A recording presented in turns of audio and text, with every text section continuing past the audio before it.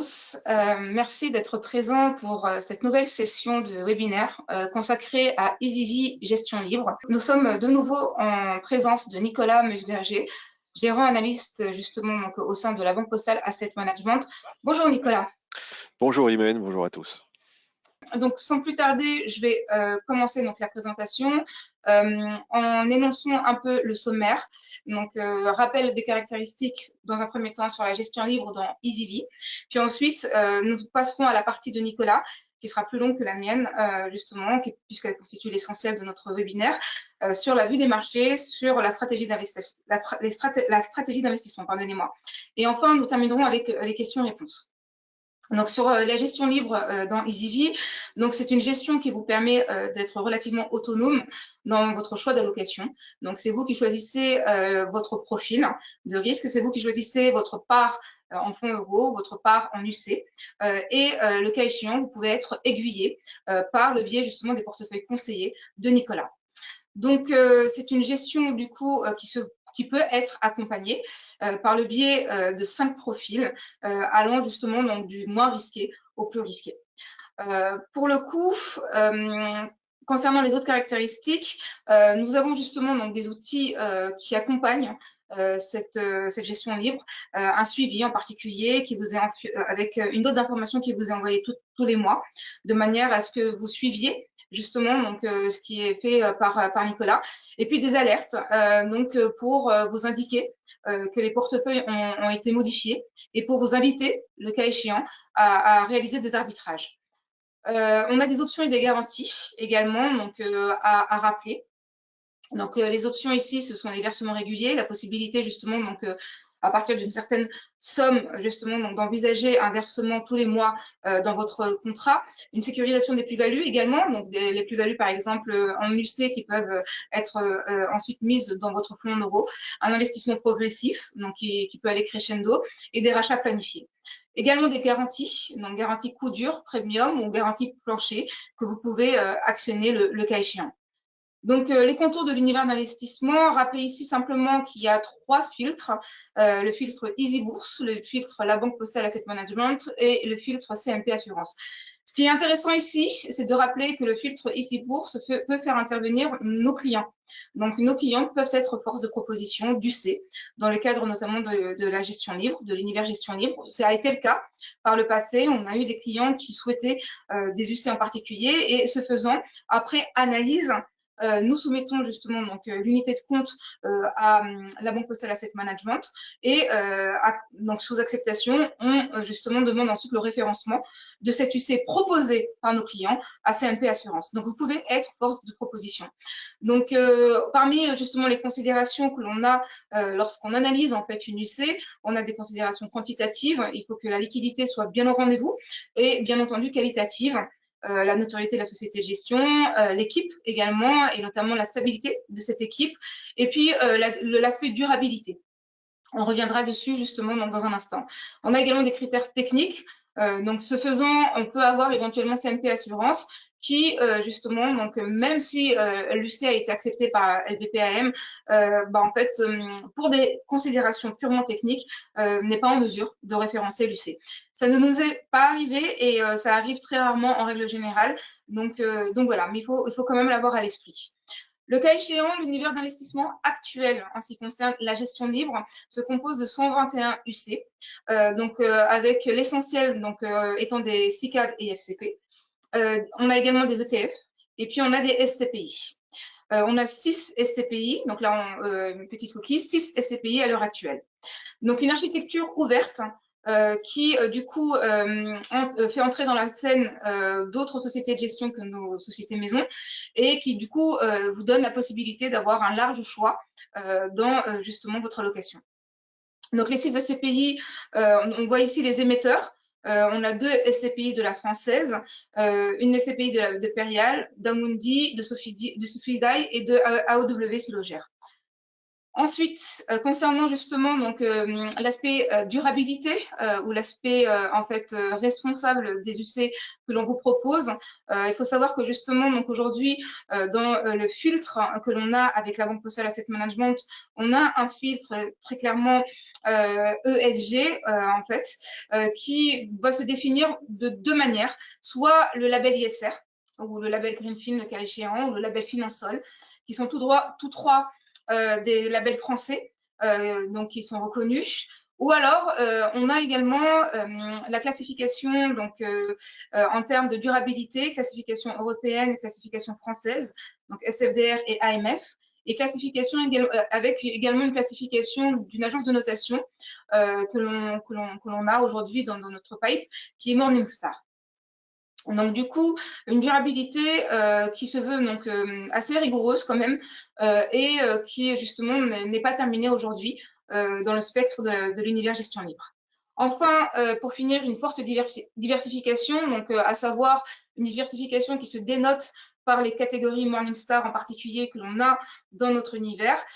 Donc catégories Morningstar qui sont justement donc fonction des classes d'actifs, donc actions, obligations, monétaire, le cas échéant, également zone géographique de l'Asie, par exemple, au-delà des États-Unis ou encore justement donc, de l'Europe. Donc la Chine est présente dans l'univers d'investissement. Des focus sectoriels, des tailles de capitalisation variées et des styles de gestion également différents. Donc ça, c'est pour justement donc l'univers d'investissement dans son entièreté. Je terminerai simplement ici avec des outils d'aide à la décision. On l'a vu tout à l'heure. Donc, outre la note d'information et l'alerte que vous recevez systématiquement lorsqu'il y a modification des portefeuilles conseillés, on a également justement donc à votre disposition des interviews justement qui vous explique un peu la mécanique de Nicolas, justement, donc la manière dont il opère les ajustements dans les portefeuilles conseillés.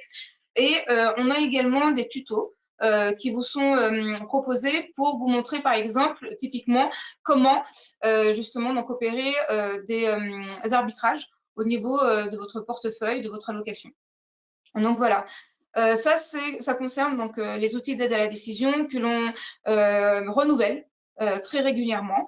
Et juste éventuellement à titre anecdotique, très prochainement, vous allez avoir un webinaire client sur comment investir sur les SCPI dans le cadre de l'assurance vie. Donc, nous nous efforçons du coup donc, de toujours vous mettre à disposition des éclairages pour mieux opérer vos allocations. Donc ça concerne donc justement donc les caractéristiques de l'univers gestion libre. À présent, je laisse la parole à Nicolas pour justement donc vous expliquer un peu sa vision des marchés et son allocation. Merci Imen. On va adopter notre ordre du jour habituel. On va parler de ce qu'on observe sur les marchés qui impactent l'économie et ensuite les marchés financiers. Et on regardera ensuite nos décisions d'allocation et comment ça s'est traduit dans nos portefeuilles conseillés EasyView. Ensuite, on laissera naturellement la place à des questions si vous en avez. Alors, on va aller sur cette partie 2, la vision des marchés, la stratégie d'investissement. On va commencer avec... il y aura trois sujets vraiment qui ont rythmé, qui continuent de rythmer aujourd'hui nos décisions d'investissement. Le premier, c'est la crise sanitaire. On en parle beaucoup moins. Alors, ces trois sujets n'ont pas forcément un ordre de priorité. On ne va pas commencer par le plus prioritaire. On va commencer avec la crise sanitaire. On en parle beaucoup moins en France, on en parle beaucoup moins en Europe parce que la situation est moins stressante, moins prenante. Par contre, cette crise sanitaire, elle garde un fond assez pénalisant, même si ça reste loin de nous, puisque ça se passe principalement en Asie et notamment en Chine. Mais on le voit sur ces graphiques. Sur la partie gauche, c'est l'évolution des nouveaux cas à travers la planète. Hein. C'est en Europe, en Amérique du Nord, en Amérique du Sud, en Asie, en Océanie, en Afrique. Sur la partie droite, c'est le même calcul, mais qui est fait sur les décès. On voit que sur les nouveaux cas, on reste sur des niveaux qui restent quand même assez élevés en Europe, très élevés en Océanie. La partie asiatique dont je parlais, on ne le voit pas vraiment sur les graphiques, qu'elle est embêtante, puisque c'est notamment des données chinoises qui nous inquiètent un petit peu et généralement, et une fois n'est pas coutume, la Chine n'est pas très généreuse en données fiables et c'est pour ça que ça ne se voit pas forcément dans les graphiques. Ce qu'il faut retenir, c'est que la situation est quand même franchement meilleure en Europe et franchement meilleure aux États-Unis. par un effet saisonnier très probablement, par un effet immunité globale probablement aussi, et parce que les vaccinations ont quand même été assez larges, même s'il reste des sujets de discussion autour de savoir si le vaccin protège des variants actuels. Mais en tout cas, en Europe et aux États-Unis, on est dans des situations qui sont loin d'être alarmante. La situation alarmante est en Asie, notamment en Chine, puisque en Chine, vous avez la ville de Shanghai, la métropole de Shanghai. Moi, j'aime bien mettre des chiffres en face. Shanghai et sa métropole, c'est à peu près 25-26 millions d'habitants. Vous avez en ce moment à Shanghai à peu près 21 millions d'habitants qui sont confinés, durement confinés, c'est-à-dire que c'est des gens qui sont cloîtrés chez eux, qui ont interdiction de sortir, avec des approvisionnements de nourriture et de médicaments pour ceux qui en ont besoin, mais c'est vraiment un confinement très très dur. Je trouve que Shanghai, c'est aussi un pôle économique très important, et donc c'est des choses qui peuvent avoir un retentissement dans la logistique, puisqu'on est dans un monde mondialisé. Ça peut avoir un impact et ça a un impact d'ailleurs sur l'économie. Donc ça, c'est une source d'inquiétude. Sur l'aspect de cette crise sanitaire, le résultat de cette crise sanitaire, c'est les indices de rigueur des gouvernements. Grosso modo, si les gouvernements imposent beaucoup de rigueur ou au contraire desserrent les taux, on voit ici que sur l'axe horizontal, on voit l'échelle du temps qui passe depuis janvier 2020 jusqu'à aujourd'hui. Et sur l'axe vertical, on voit les principaux pays. Ce qu'il faut retenir, c'est que plus c'est vert, plus il y a moins il y a de rigueur, plus il y a de liberté, et plus c'est orange-rouge, et plus il y a des restrictions. Vous voyez que il y a beaucoup d'endroits où ça se verdit. Les endroits où ça reste orange et rouge, c'est la Chine dont je parlais tout à l'heure. On voit que nous sommes très loin d'être verts. Et donc, ça vient pénaliser tout ce qui se passe autour de la Chine. Peut-être un mot directement, allons sur l'économie. À travers cette diapositive, on va regarder les PMI des principaux pays de la zone euro. Principaux pays de la zone euro, on a indiqué la France, l'Allemagne, l'Italie et l'Espagne. Et on va regarder les PMI. Les PMI, c'est un bon baromètre de l'économie, de la macroéconomie notamment. Et on va regarder ces PMI au global, en composite sur la partie gauche, et on va les détailler ensuite au milieu avec les secteurs manufacturiers et à droite avec les secteurs des services. On se rend compte que les PMI dans les secteurs manufacturiers ont tendance à baisser quand même depuis quelques mois. On reste au-dessus de 50. Je rappelle toujours, ces PMI se lisent autour du pivot de 50. Au-dessus de 50, vous êtes en expansion d'économie. En dessous de 50, vous êtes en désexpansion d'économie, dans un ralentissement. Donc on est dans des PMI manufacturiers qui baissent, mais qui restent largement au-dessus de 50. Et pour les PMI des services, on est sur des rebonds assez significatifs. Les services, on sait que c'est généralement les secteurs qui sont les plus pénalisés lorsqu'il y a des restrictions de liberté, des confinements, des fermetures de frontières, des fermetures de cinéma, de théâtre, enfin tout ce que vous voulez. Et donc là, on voit que les restrictions qui se sont quand même fortement allégées en zone euro font que les PMI des services sont en forte hausse depuis quelques semaines, quelques mois maintenant.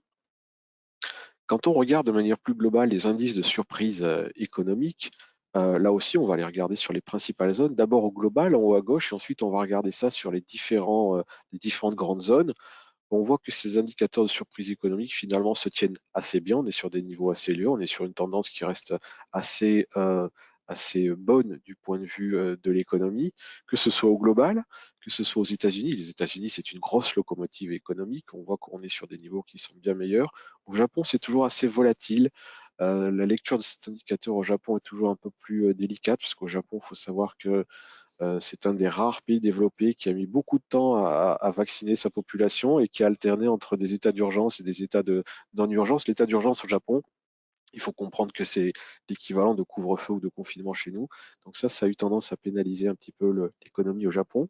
En bas à gauche, la zone euro, où on a un très léger ralentissement, mais après une très belle période. En Chine, on voit qu'il y a une forte remontée, que là aussi, depuis quelques jours, il y a un ralentissement. C'est notamment ce coronavirus qui est vraiment très présent en Chine depuis quelques semaines maintenant.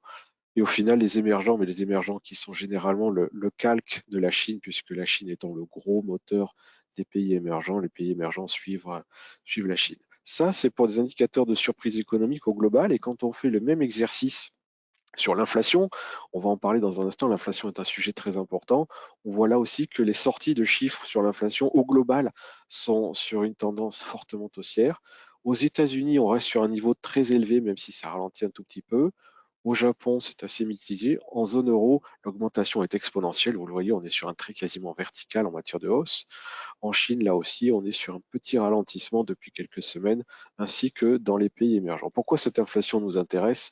Tout simplement parce que cette inflation a un impact direct et indirect sur les marchés. Pourquoi? Parce que au rebond, dès que l'urgence de la crise sanitaire est passée, on avait une inflation qui était plutôt léthargique et au contraire qui est devenue avec une forte augmentation. On l'a vu à peu près tout autour de la planète. Ça, c'était principalement la conséquence d'une forte demande et d'une offre qui n'a pas suivi cette demande. Et donc, on a eu une forte augmentation des prix, une inflation qui a été marquée. D'ailleurs, quand on regarde ces chiffres très précis, aux États-Unis, vous avez l'inflation. Comment se lit cette diapositive? Sur la partie gauche, c'est l'inflation sur un an. Chaque mois, on regarde, on mesure l'inflation sur un an. Le chiffre américain, il est tout frais, il est sorti hier et on est aux États-Unis sur une inflation sur un an de 8,5. C'est énorme comme chiffre. Vous voyez que sur la partie gauche, c'est un graphique qui remonte à 30-40 ans. On est sur un niveau qu'on n'avait jamais touché depuis bien longtemps. Et sur la partie droite, c'est un zoom sur les 2 dernières années. On voit que mois après mois, on est sur une inflation qui augmente fortement. Qu'est-ce qui vient nourrir cette inflation? Bah, tout simplement, comme je le disais, après la crise sanitaire, on était sur une forte demande, une offre qui n'a pas suivi, une augmentation très forte du prix des matières premières et naturellement, ces matières premières ont un impact direct, indirect dans l'inflation.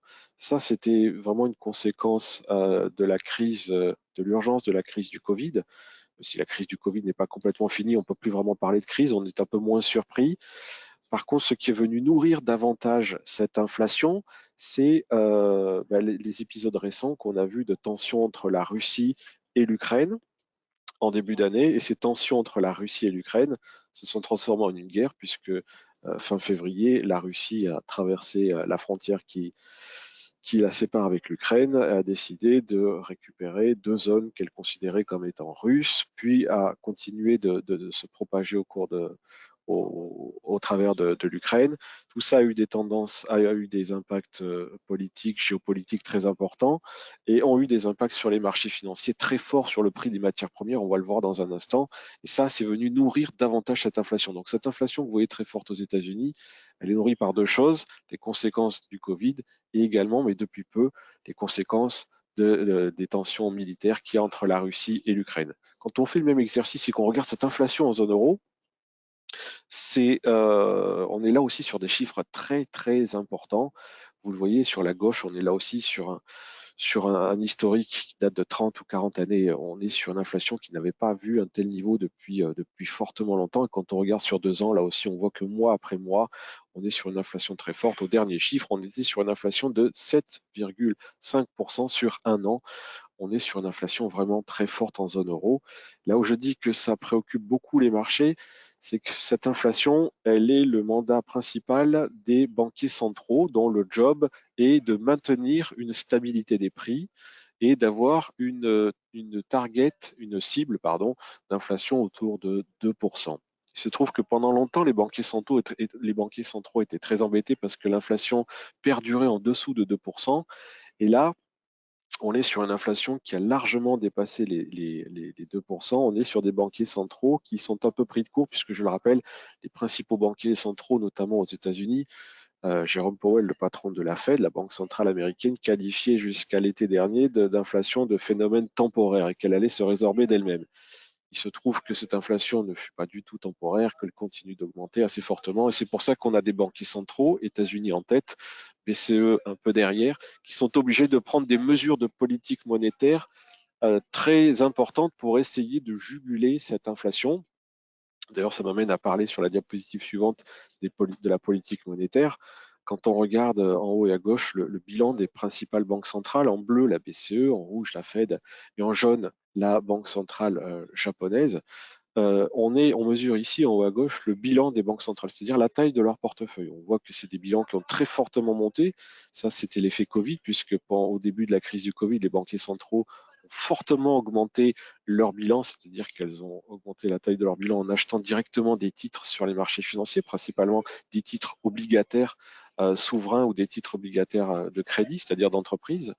D'ailleurs, quand on voit en haut et à droite le bilan des principales banques centrales rapporté au PIB de la zone, on se rend compte qu'on est sur des bilans de banques centrales qui sont très lourds, hein. C'est presque 70% en zone euro avec la BCE, c'est presque 40% aux États-Unis avec la Fed, et là c'est quasiment 135% au Japon. Donc vous voyez qu'on est sur des bilans de banques centrales qui représentent une forte proportion du PIB de la zone, et naturellement les banquiers centraux ont deux armes à leur disposition: la politique monétaire conventionnelle, c'est-à-dire augmenter les taux, baisser les taux, ne pas bouger les taux.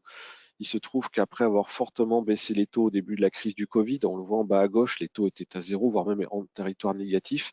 Et bien, ces banquiers centraux sont obligés aujourd'hui d'adopter une normalisation de politique monétaire, c'est-à-dire de détricoter ce qu'ils ont fait au cours des 2-3 dernières années, et donc de remonter les taux, ou en tout cas d'annoncer qu'ils vont le faire. La première à tirer, ça a été la Banque centrale américaine, qui a été ça a été la première qui a augmenté ses taux qui étaient à zéro et qui les a remontés de 25 points de base, c'est-à-dire de 0,25%.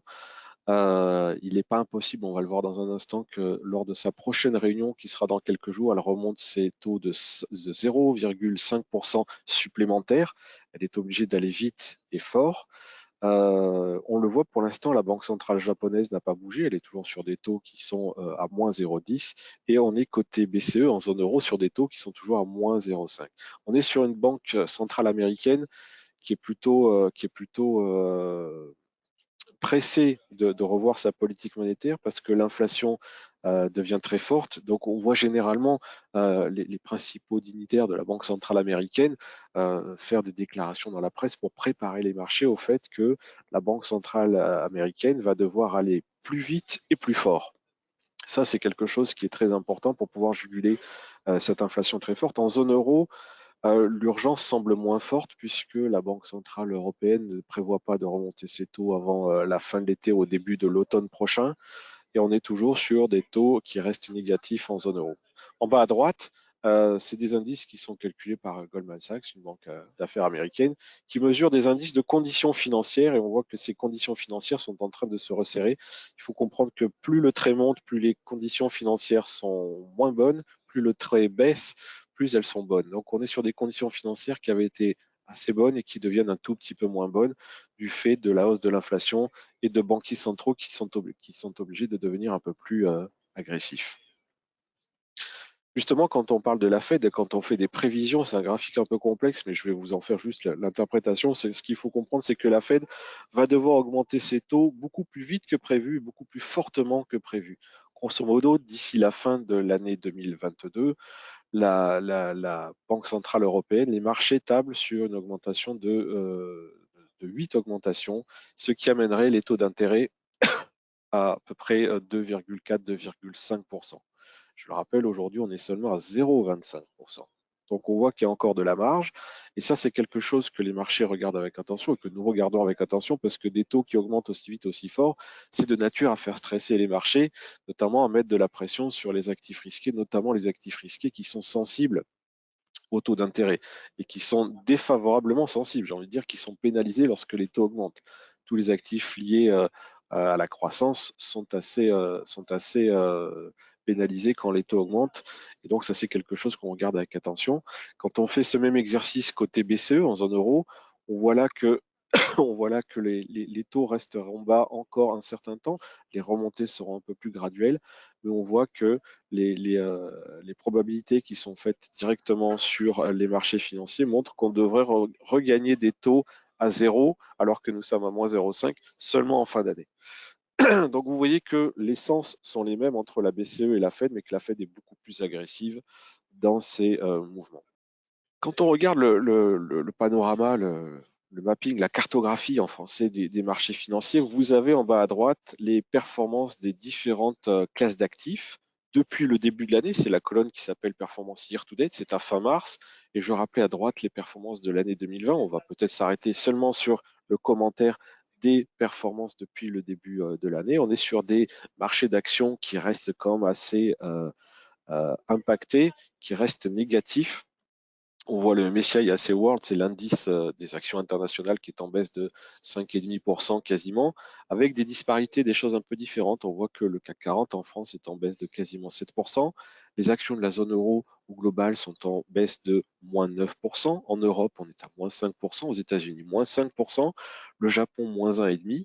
Le Pacifique hors Japon, c'est principalement l'Australie. On voit qu'il est positif à presque plus 4%. Et enfin, les actions émergentes sont en baisse de 7%. Donc vous voyez que c'est globalement en baisse, mis à part l'Australie, avec des degrés différents en fonction de la composition de chacun de ces indices, des compositions essentiellement sectorielles. Quand on regarde le reste des marchés financiers, les marchés obligataires, eh bien, ces anticipations de hausse de taux des banquiers centraux font que nous avons des rendements souverains qui ont fortement monté.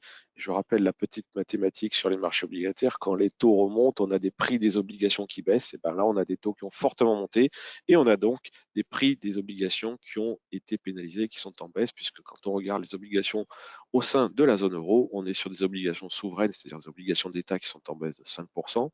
Quand on regarde les obligations d'entreprise, c'est ce qu'on appelle le crédit IG Investment Grade, c'est-à-dire les entreprises bien notées du point de vue du crédit, sont en baisse de 5,5%. On est sur un crédit high yield, c'est-à-dire les entreprises moins bien notées à yield haut rendement. C'est les entreprises qui ne sont pas dans une situation financière très bonne et qui sont obligées de proposer un rendement plus élevé pour emprunter de l'argent, sont en baisse de 4%.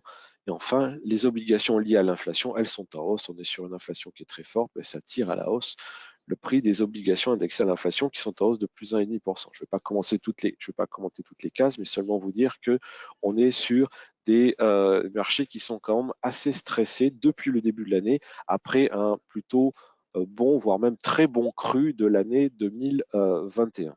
Ça, c'est pour la performance des marchés. Et un peu plus haut dans la diapositive, vous avez la performance des 5 portefeuilles conseillés EasyV, du plus prudent jusqu'au plus risqué. En performance year-to-date, c'est-à-dire depuis le début de l'année, on est sur un profil prudent à moins 4,4, les profils modérés à moins 4,7, le profil équilibré moins 5,8, tout comme le profil dynamique et le profil audacieux. Je rappelle que ce sont des performances de la partie unité de compte du contrat. N'oubliez pas, et Imen vous le rappellera tout à l'heure, que le contrat EasyV est composé de la partie unité de compte. Vous avez à côté de ça la partie éventuellement immobilière et la partie du fonds en euros. Donc on voit qu'on est sur des constructions de portefeuille qui nous ont amené à limiter l'impact de la baisse des marchés pour pouvoir être plus réactif vis-à-vis de ces marchés. Notre contrat, la façon dont on va fabriquer ces portefeuilles, c'est des portefeuilles qui sont gérés avec un budget de risque dont l'objectif est de capter le plus possible l'impact des hausses de marché et de limiter le plus possible l'impact des baisses des marchés. Et donc là, on voit que selon le grade de risque des portefeuilles, nous avons absorbé seulement une partie de la baisse des marchés. Quand on regarde de manière un peu plus détaillée l'évolution des marchés financiers avec des graphiques, ici c'est le taux monétaire, on ne va peut-être pas s'arrêter, il n'y a pas grand-chose de plus à dire. Vous avez par contre ici le taux 10 ans français, la fameuse OAT, c'est l'obligation référence en France, le 10 ans français. On est sur je parlais tout à l'heure de forte hausse des rendements obligataires ces derniers temps, on le voit ici. Alors c'est sûr que quand on le regarde sur une grosse vingtaine d'années ou une trentaine d'années, on voit que très longtemps les taux ont fortement baissé et on le voit sur la partie droite où c'est un zoom sur les 2 dernières années. On est depuis quelques mois sur de fortes remontées des taux obligataires. Le taux à 10 ans français a été longtemps, quelques mois, en territoire négatif. Là, au dernier pointage, j'ai remis à jour ces chiffres hier, on est sur un taux obligataire qui était à quasiment 1,35, plus 1,35. Quand on regarde la même chose en Allemagne, puisqu'en Allemagne, je le rappelle, le marché obligataire allemand est quand même la référence en zone euro du côté des marchés obligataires, on est là aussi sur des mêmes tendances, mais avec des chiffres légèrement différents, avec une remontée de taux. Là aussi, le 10 ans allemand a été longtemps en territoire négatif, et depuis le début de l'année, on est un 10 ans allemand qui est repassé en territoire positif et qui était hier à plus 0,85%. Donc vous voyez des fortes hausses de taux que ce soit en France, en Allemagne. Je vous les ai pas toutes mises ici, mais généralement, on est sur des choses assez analogues. Je vous ai rappelé ici le 10 ans français en blanc, le 10 ans allemand en orange, le 10 ans italien en bleu, le 10 ans espagnol en gris, le 10 ans portugais en vert. Donc vous voyez qu'à chaque fois, ces courbes vont adopter les mêmes remontées de taux depuis le début de l'année, avec des différences liées naturellement au pays en fonction en fonction de la qualité de la dette. Et donc, quand on regarde également un focus sur la seule Allemagne, quand on regarde les différentes échéances, l'obligation à 2 ans, à 5 ans, à 7 ans, à 10 ans, à 30 ans, on voit qu'on est sur de très fortes remontées de taux en ce début d'année. On parlait tout à l'heure de l'inflation, mettons un peu plus de chiffres en face de cette inflation. Quand on regarde quelque chose qu'on appelle le 5 ans dans 5 ans, c'est-à-dire le taux d'inflation qui est anticipé à 5 ans dans 5 ans, quand on regarde ces chiffres-là, en zone euro, c'est le trait orange et aux États-Unis, c'est le trait bleu. On voit là aussi que cette inflation anticipée à 5 ans dans 5 ans est en forte hausse. Et cette inflation, une fois qu'on a regardé les rendements des marchés obligataires et qu'on regarde cette inflation, on arrive au taux réel. Le taux réel, c'est tout simplement le rendement obligataire auquel on soustrait l'inflation, et c'est ce qui s'appelle au final le taux réel, c'est-à-dire ce que réellement l'investisseur va toucher une fois l'inflation enlevée du rendement obligataire. On est sur des rendements obligataires, on est sur des taux réels aux États-Unis qui restent assez bas, même s'ils remontent. Quand on regarde la même chose en zone euro, on fait ça avec les obligations allemandes. On est là aussi sur des taux réels qui restent très bas, même s'ils remontent légèrement. Vous voyez que on est sur un taux réel à 5 ans qui est à moins 2,8, un taux réel à 10 ans qui est à moins 2.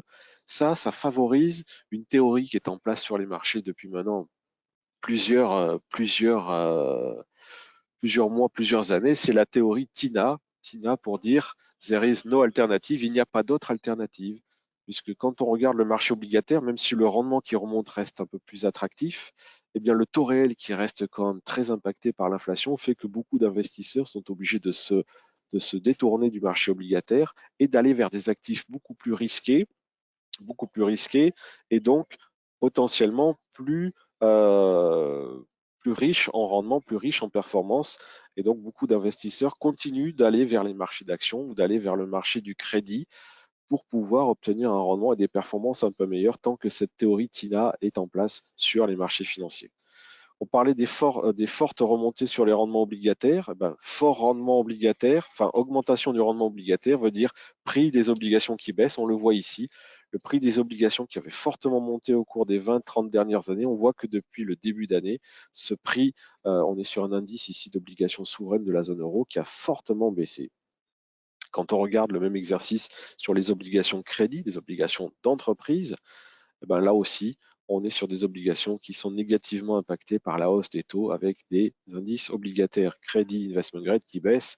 Et c'est à peu près la même chose du côté du AI. Le AI baisse un peu moins parce qu'il propose un rendement un peu plus élevé. Et donc, comme je le disais tout à l'heure, dans une période où les taux réels restent quand même très faibles, très bas, bah, les investisseurs vont chercher du rendement là où ils se trouvent. Il se trouve qu'il y a encore du rendement. C'est un peu plus risqué naturellement, mais ce risque en ce moment est rémunéré et donc on est sur un crédit à haut rendement en zone euro qui baisse, mais qui baisse moins que les autres segments obligataires. Passons maintenant aux actions. Principalement ici en gris les actions européennes, en bleu les actions japonaises et en orange les actions américaines. On est sur des actions qui ont très fortement monté au cours des 2 dernières années. On voit que depuis le début de l'année, il y a quand même une forte pression, une forte incertitude. Alors ça n'entraîne pas de très fortes baisses, hein, ça amène beaucoup de volatilité. D'ailleurs, la volatilité, on la voit ici avec le fameux V2X et le VIX. Le VIX est plus connu que le V2X. Le VIX aux États-Unis, c'est ce fameux baromètre de la peur, c'est ce qui montre la tension et la peur des investisseurs. On a la même chose en zone euro avec le V2X. On voit qu'on est sur des volatilités implicites qui ont monté en ce début d'année.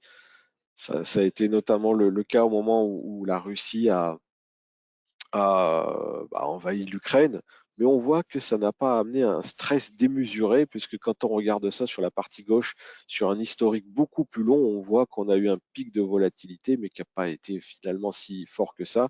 Je rappelle qu'aujourd'hui, en termes de volatilité, on est quasiment à 30 sur le V2X, on est quasiment à 23 sur le VIX.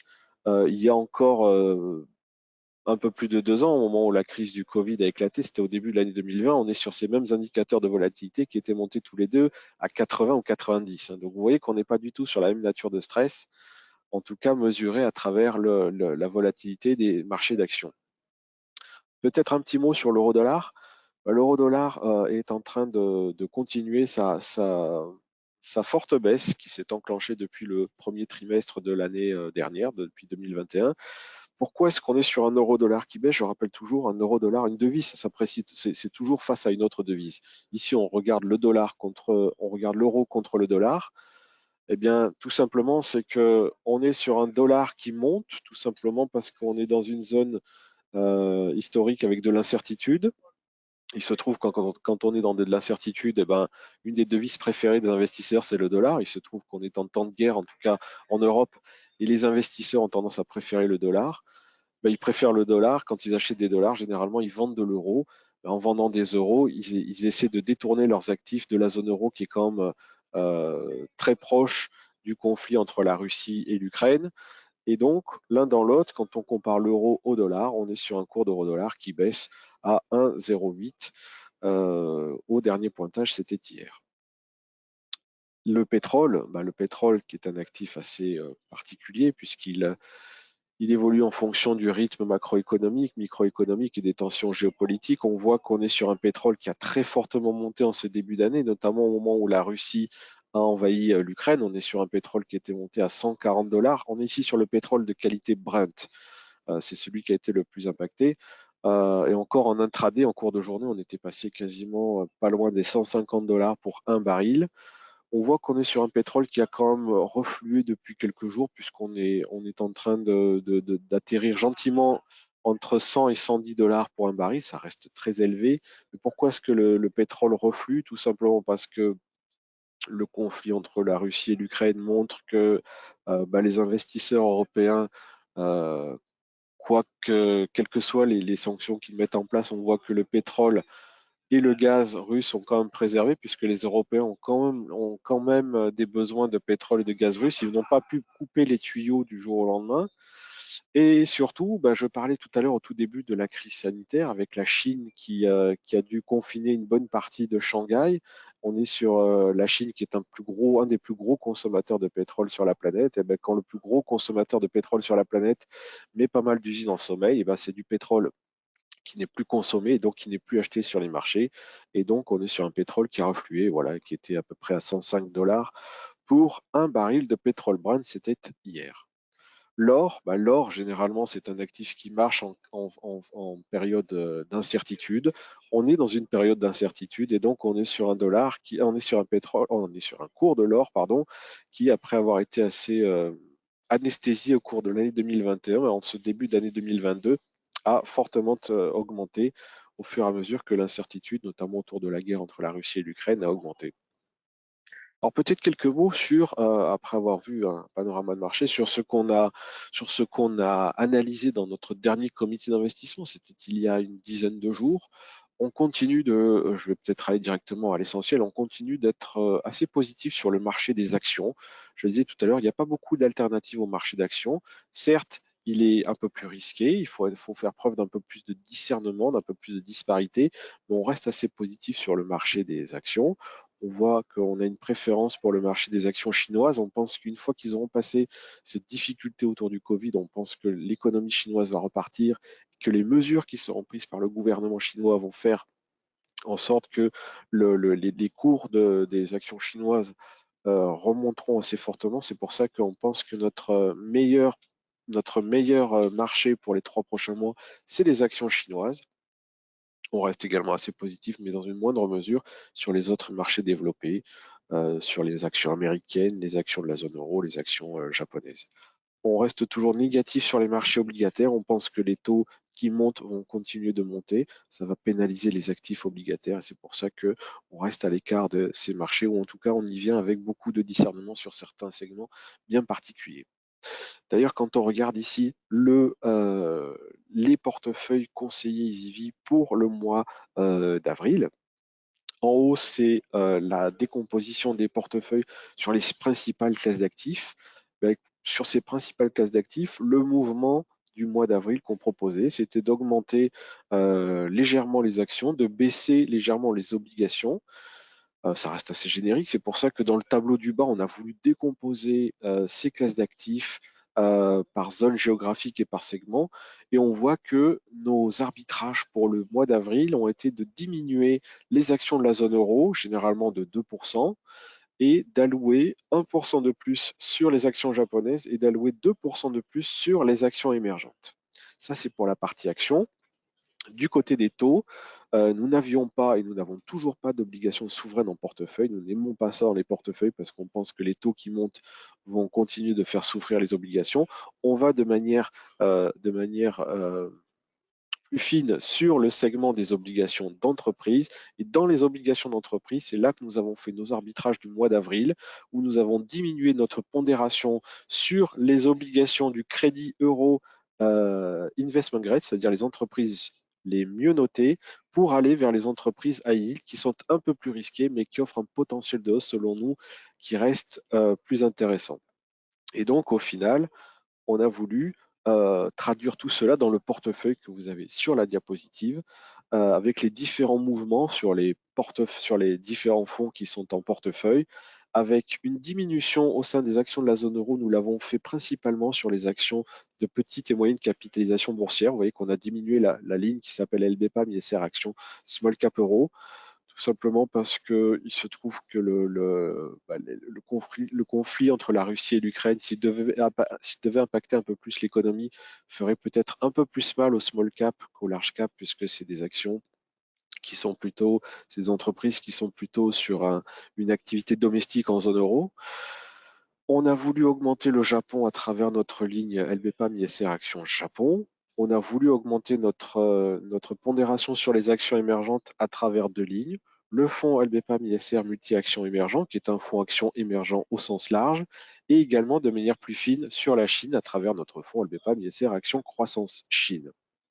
Du côté des marchés obligataires, comme je le disais tout à l'heure, les deux principaux mouvements sont la baisse de notre allocation sur le crédit investment grade et une hausse sur le crédit high yield. On a donc baissé notre position sur le fonds Ostrom SRI Oblique Crédit et on a augmenté notre position sur le fonds Alliance Euro High Yield. Voilà pour ce que nous proposions. Et écoutez, si vous avez des questions, des remarques, je vais repasser le micro à Imen pour pouvoir animer cette fin de réunion. Merci beaucoup. Donc, effectivement, quelques petites questions pour toi concernant donc, les allocations.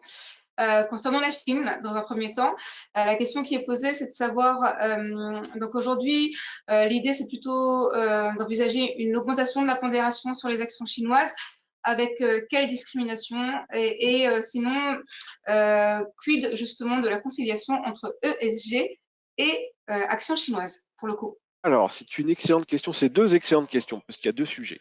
D'abord, la Chine, peut-être représentons pourquoi est-ce que nous sommes favorables sur la Chine ce mois-ci. On pense qu'une fois que le Covid sera assez digéré à Shanghai, puisque Shanghai souffre quand même de ces forts confinements dont on parlait tout à l'heure, on pense que la Chine devrait faire preuve d'un peu moins de rigueur. C'est-à-dire qu'aujourd'hui, ils mettent en place une politique zéro Covid, c'est-à-dire que le premier individu qui est positif au Covid doit rester enfermé chez lui, et ça touche tout son immeuble, tout son quartier, et voire même tout un département. Et on le voit, c'est allé tellement vite que aujourd'hui, c'est quasiment tout Shanghai. J'en disais quelques mots tout à l'heure, c'est l'équivalent de 20 millions de personnes qui sont confinées. À côté de ça, on a un gouvernement chinois qui se rend compte que les vaccins qui ont été diffusés en Chine ne sont pas très efficaces, en tout cas ne sont pas suffisamment efficaces et en tout cas n'ont pas été largement diffusés.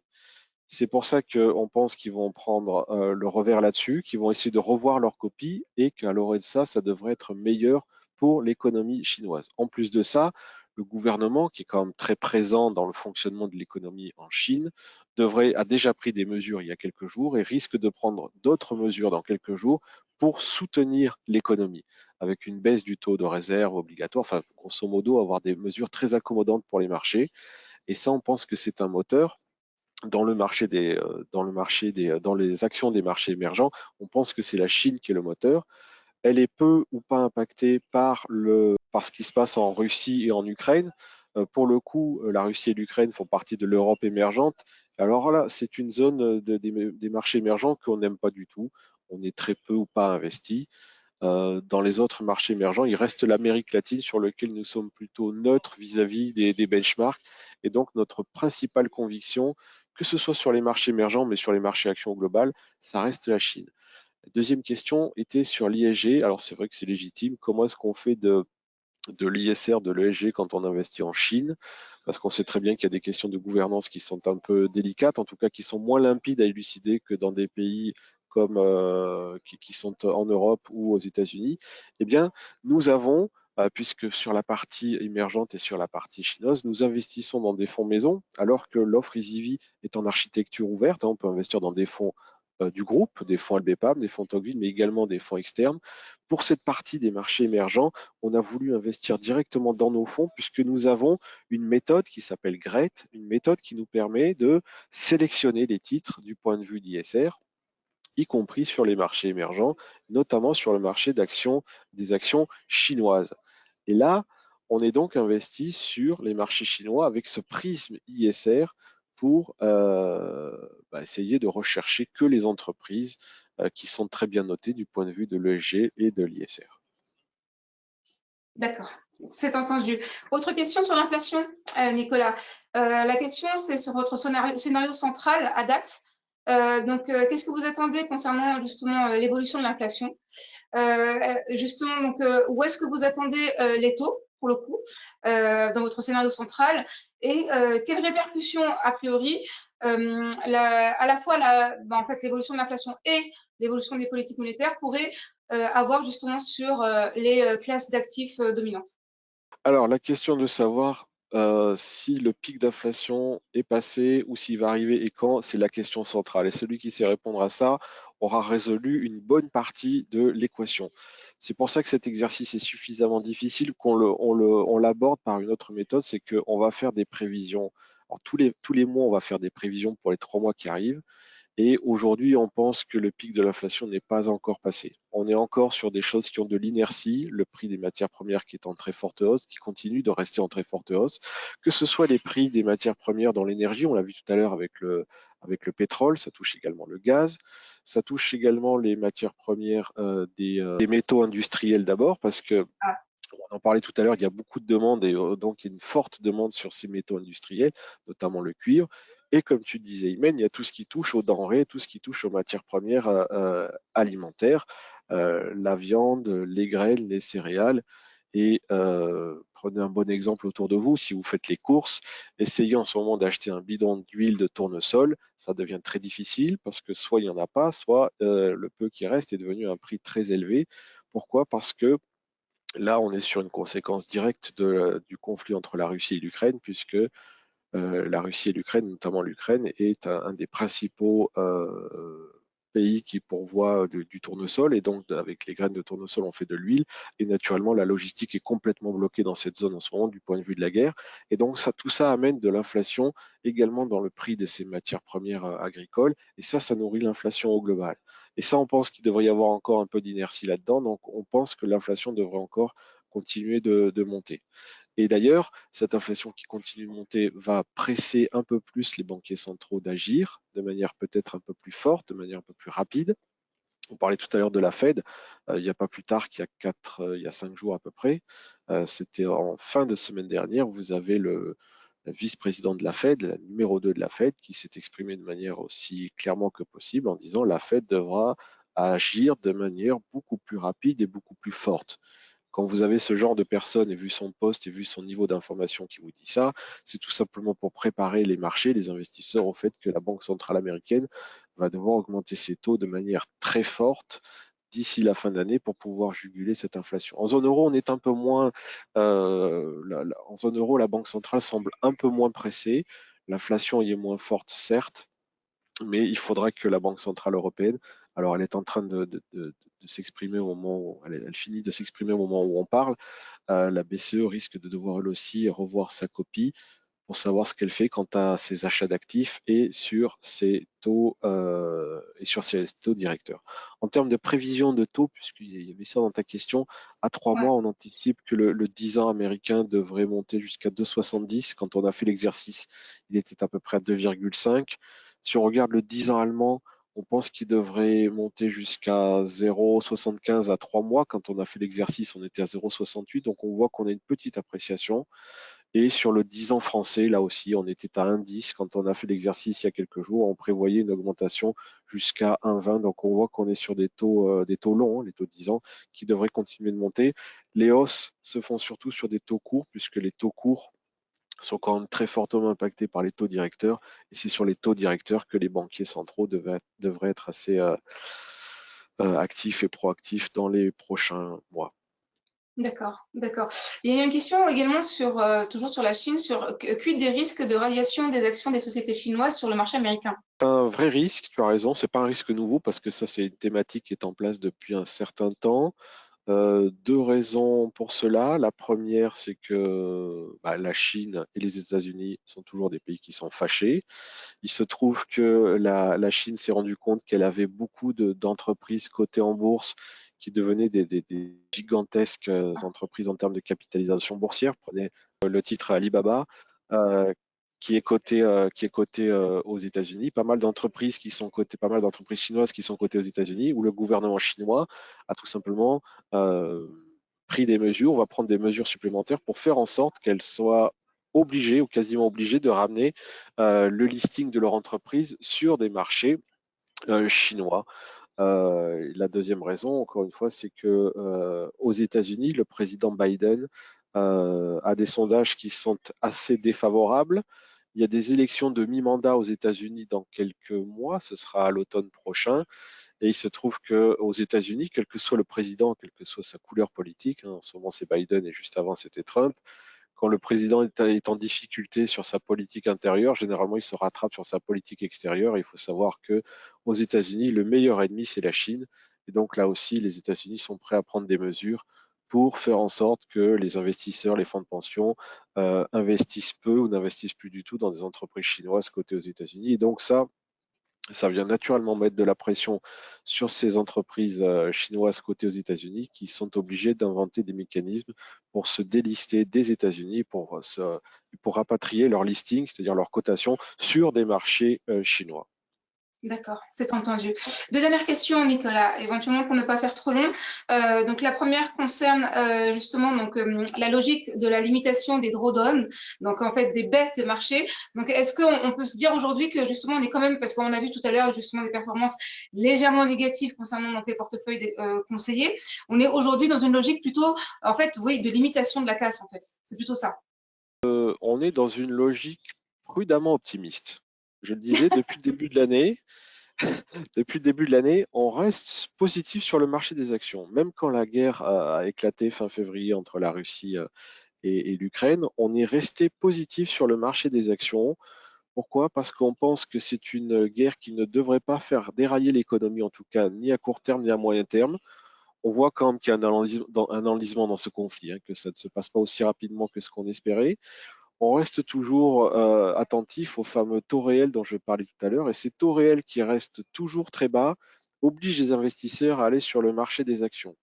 Quand je dis prudemment optimiste, c'est que les raisons de notre optimisme, je les donné. Prudemment optimiste, prudemment, pourquoi? Parce qu'on a toujours des zones d'incertitude qui sont assez difficiles à prévoir. Je parlais du coronavirus, le Covid qui est toujours présent en Chine, il est beaucoup moins présent en Europe et aux États-Unis. On en parle très peu, en tout cas parce que ce sont des sujets qui sont éclipsés soit pour des sujets domestiques comme les élections en France, soit comme des sujets internationaux comme la guerre entre la Russie et l'Ukraine, mais c'est quelque chose qui est toujours là. En Chine, ça reste assez impactant et ça amène une incertitude. Pardon, il y a toujours l'incertitude entre la Russie et l'Ukraine où c'est un conflit qui s'enlise un petit peu, dans lequel il y a des sanctions qui sont prises, c'est des sanctions qui peuvent avoir des effets contraires parfois. Et donc, ça amène de l'incertitude. Et quand on a de l'incertitude et qu'on est optimiste, on est prudemment optimiste. Hein. C'est pas, j'adopte pas un langage de sénateur, c'est simplement vous présenter qu'on reste optimiste. C'est pour ça qu'on garde des poids d'action assez importants dans les portefeuilles, mais qu'on les joue avec une disparité assez forte et qu'on met de la discrimination entre les zones, voire même en dessous des zones.